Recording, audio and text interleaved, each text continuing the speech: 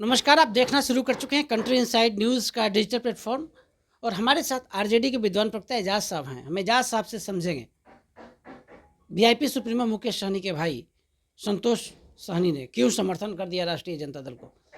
NDA alliance लगातार हमलावर है, क्या कहेंगे? संतोष सहनी ने क्यों समर्थन कर दिया राष्ट्रीय जनता दल को? देखिए, एनडीए को हमलावर होने का कोई मतलब नहीं है। ये हमारे एलाइंस पार्टनर के बीच का मामला है और वीआईपी सुप्रीमो संतोष जो वीआईपी पार्टी के राष्ट्रीय अध्यक्ष हैं और मुकेश सहनी जी उनके बड़े भाई हैं।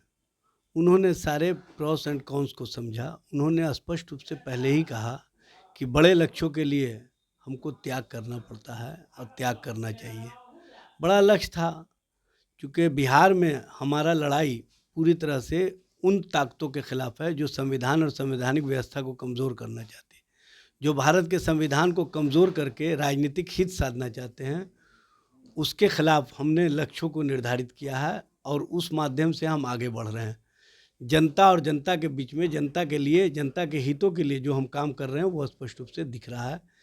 इसीलिए चूँकि वहाँ पर स्थितियाँ हमारे अनुकूल हैं और स्थितियाँ परिस्थितियों का आकलन करने के बाद मुकेश जी ने फैसला लिया। इसमें भारतीय जनता पार्टी को एतराज़ करने की क्यों आवश्यकता है? भारतीय जनता पार्टी हर चीज़ों में एजेंडा जो तलाशती है, हर चीज़ों में एजेंडा की जो राजनीति करती है, ये अच्छी बात नहीं है, ये परंपरा के खिलाफ है। ललन सिंह के बयान को किस रूप में देखते हैं? देखिए, ललन जी के बयान को प्रशासन ने भी माना गलत, चुनाव आयोग ने भी माना गलत और उन पर एफआईआर दर्ज हुआ। लेकिन चुनाव आयोग उनको अभी तक से बैन नहीं किया है चुनाव प्रचार से।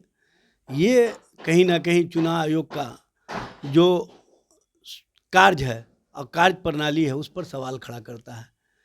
और जिस तरह से प्रधानमंत्री या उत्तर प्रदेश के मुख्यमंत्री या असम के मुख्यमंत्री जिस भाषा का इस्तेमाल कर रहे हैं, उस पर एक नोटिस नहीं दिया जाना चुनाव आयोग की कहीं ना कहीं जो कार्य करने की पहले से प्रणाली रही है उसके खिलाफ जाकर के काम कर रही है। चुनाव आयोग से पहले उत्तर प्रदेश के मुख्यमंत्री योगी आदित्यनाथ को बैन करने की बात राष्ट्रीय जनता दल की तरफ से आप कर रहे हैं। चुनाव आयोग से मैं बात इतना ही कहना चाहूँगा कि जो लोग भी धर्म और धार्मिक विस्मरण कर रहे हैं, जो कहीं ना कहीं धार्मिक आधार पर ध्रुवीकरण की राजनीति करना चाहते हैं, और चुनाव आचार संहिता में स्पष्ट है कि धर्म के आधार पर, जात के आधार पर वोट नहीं मांगा जाना चाहिए और धर्म के आधार पर जो वोट मांग रहे हैं उस पर चुनाव आयोग को स्वतः संज्ञान लेना चाहिए, ये बात समझना चाहिए।